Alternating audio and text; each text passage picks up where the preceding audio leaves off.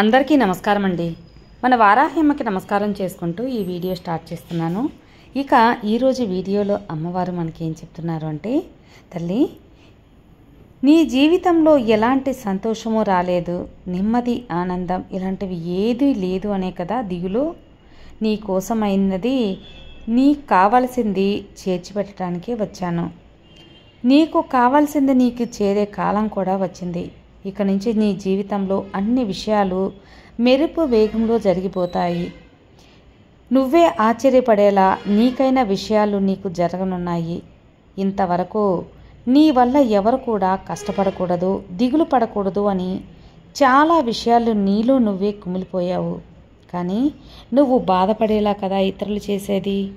ఎవరైతే నా వల్ల కష్టపడకదు అనుకుంటున్నావో వారికి కష్టాలు అంటారు కదా. అలాగే నీకు అడుగడుగునా కష్టాలు, అడుగడుగునా సమస్యలు, అన్నీ చిక్కులు.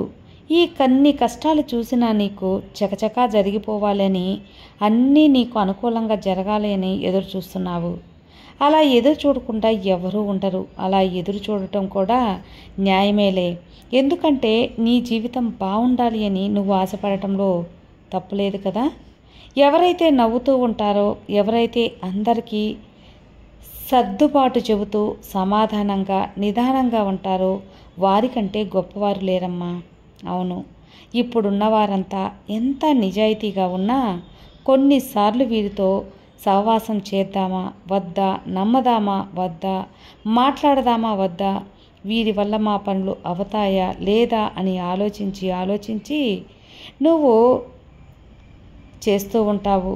కానీ కొందరు అలా ఆలోచించి చేస్తూ ఉంటారు. వీళ్ళతో మాట్లాడితే ఏమవుతుందో అని కూడా ఆలోచిస్తారు. కానీ నువ్వు అలా కాదు. అలా నువ్వు ఉండకూడదు కూడా, ఉండవు కూడా బిడ్డ. తెలిసిన వారో కాదో, తెలియని వారో దూరం వాళ్ళో అని భేదం లేకుండా ఉండు. అదే నీ బలంగా మారుతుంది. నీ మంచి గుణం ఇతరులు తప్పక ఒకరోజు తెలుసుకుంటారు. నీ మీద నమ్మకం పెంచుకుంటారు. ఉన్నంత వరకు నీతో అందరూ సంతోషంగా, ఖచ్చితంగా ఆప్యాయంగా ఉంటారు. నీ బలం ఎవ్వరికీ తెలియదు.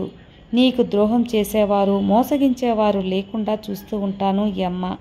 నీ జీవితంలో అంతా మంచే జరుగుతుంది. నువ్వు ఇతరుల కోసం ఏ పని చేసినా మంచిగా ఉండాలనే చూస్తావు. వారు ఏం చెప్పకూడదు, చేసినా మంచిగా ఉండాలి, ఏ తప్పు నా పైన ఉండకూడదు అని ఆశపడతావు.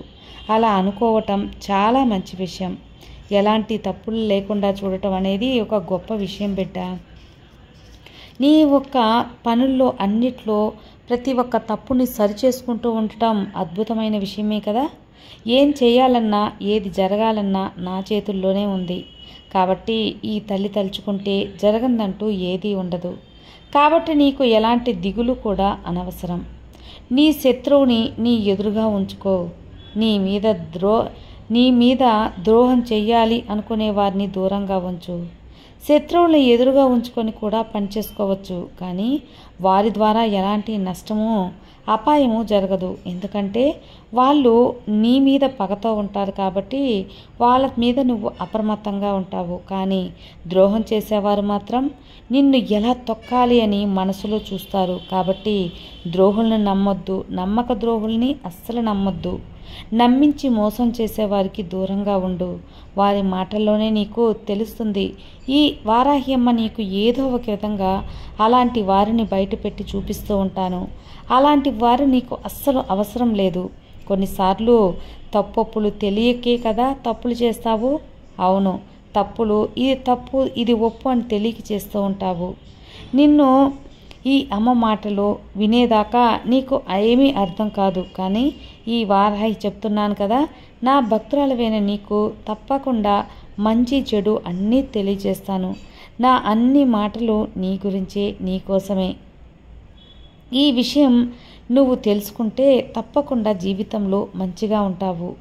నిన్ను ఎవరైతే ఖచ్చితంగా తిట్టో, కోప్పడో, నిన్ను తొక్కాలని చూసో, ద్రోహం చేసో, నిన్ను మోసం చేసో ఉన్నా కూడా వాళ్ళు వాళ్ళ తప్పు తెలుసుకొని పశ్చాత్తాపడి నీ దగ్గర క్షమాపణ కోరితే తప్పకుండా క్షమించు. నీకు సూక్ష చేసేవారికి ఏదో ఒక రూపంలో నేను పశ్చాత్తాపడేలా చేస్తాను. అప్పుడు వాళ్ళకి మారే అవకాశం ఉంటుంది కదా. నిన్ను కిందకి లాగాలి, తొక్కాలి అనుకునేవారు కిందకే పోతారు. ఎలాంటి పరిస్థితుల్లోనూ వారికి నువ్వు ఏదో ఒక చెడు తలపెట్టాలని ఆలోచించాల్సిన అవసరమే లేదు. చెడు తలపెట్టాలి అని అస్సలు అనుకోవద్దు. ఈ అమ్మని కొలిచేవారికి అలాంటి ఆలోచన కూడా నేను రానివ్వనులే. నీ మీద ఇతరులు ఎంతమంది మంచి అభిప్రాయం ఉంటారో అనుకోవద్దు. ఎలా ఉంటారు అని నువ్వు తెలుసుకొని స్నేహం చెయ్యి. నీతో మంచిగా ఉండి వెనకాల నీ వెనక ఎవరు చెడుగా మాట్లాడతారో వాళ్ళని గ్రహించు. ఎవరు ఎంత పెద్ద స్థాయిలో ఉన్నా వాళ్ళ కాళ్ళ దగ్గరికి మాత్రం అస్సలు వెళ్ళొద్దు. అది ఏం తప్పు కాదు తల్లి. ఎందుకంటే నువ్వు తప్పు చేయకుండా ఎందుకు ఒకరి దగ్గరికి అనవసరంగా వెళ్ళడం? అలాంటిది అవసరమే లేదు నీకు. నీ కోరికలన్నీ తానుగా ఈ అమ్మ నెరవేర్చే నీకు ఆశీర్వాదాన్ని అందిస్తాను. నువ్వు గెలవాలి అని నీ మనసుతో ఉన్నావు కదా, నువ్వు ఆశపడేలాగా నిన్ను బ్రతకాలి అని నేను కూడా దీవిస్తాను. నీ యొక్క అద్భుతంగా బతకాలి అనే కోరిక ఈ అమ్మ తప్పక తీరుస్తాను. నువ్వు ఆశపడింది జరిగేలా నేను చేస్తాను. జరగాలి అనింది తప్పకుండా జరుగుతుంది. మనుషుల మీద ఉన్న మంచి అభిప్రాయం ఆతోనే మంచి చేస్తే నీకు అంతా మంచి జరుగుతుంది. నీకు చెడు చేసిన వారు కూడా మంచిగా ఉండాలని తలుచుకున్నావు అనుకో, నీకు భగవంతుడు ప్రతిసారి మంచే చేస్తాడు. ఈ యొక్క మంచి మాటలు నువ్వు విన్నావు అంటే నువ్వు అదృష్టవంతునివే. తప్పకుండా ఈ తల్లి అనుగ్రహం నీకు కలిగింది అని గుర్తుంచుకో. కాబట్టి ఈ అమ్మ మాట వింటే చెడిపోయినట్లు చరిత్రలో లేదు తల్లి. నా ఆశీర్వాదం ఉంటే ఓడిపోయినట్లు అస్సలు ఎవ్వరికీ అనిపించదు. తప్పక గెలుస్తారు. విజయోక్తి.